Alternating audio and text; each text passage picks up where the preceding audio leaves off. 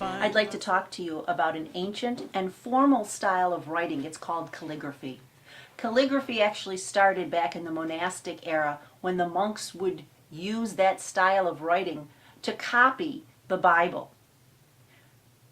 After the time of the monks, it became used by lay people who were literate, which meant that they could read and write, for their formal types of writing, be it a formal invitation or a legal document.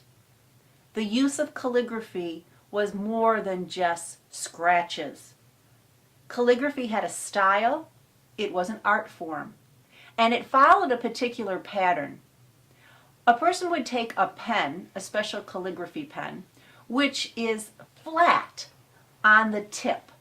So the tip would be pointed, and then at the very end of that tip there would be a flat piece.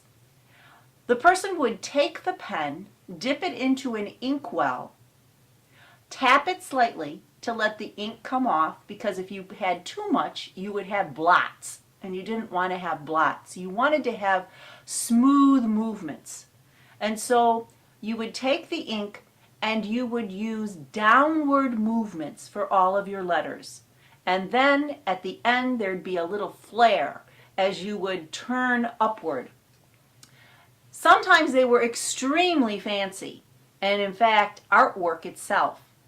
A lot of times it just was a style of writing that let you know that this was formal in either an invitation or in a document that you received. I'd like to show you how those letters were formed and what calligraphy might look like.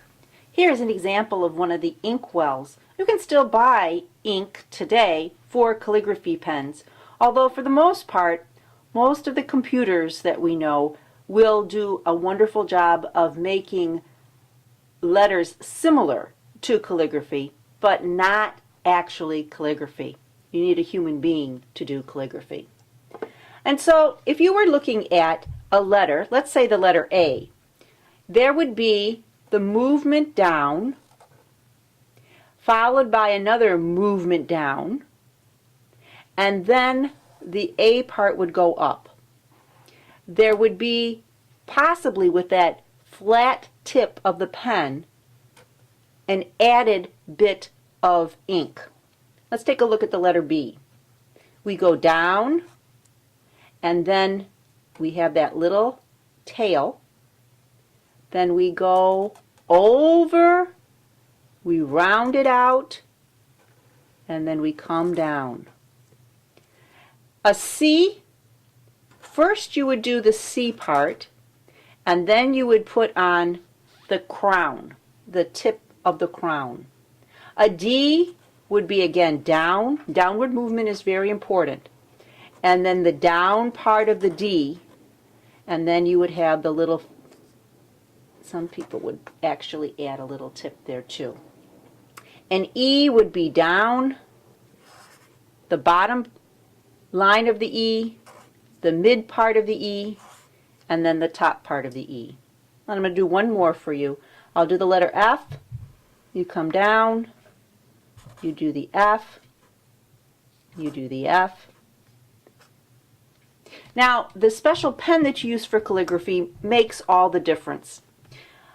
This, of course, is not a calligraphy pen, and so we don't have the actual art, but you get a sense of the movement that's necessary in it, as well as the stylized letters. When I find myself in times of trouble, Mother Mary comes to me, speaking words of wisdom, let it be.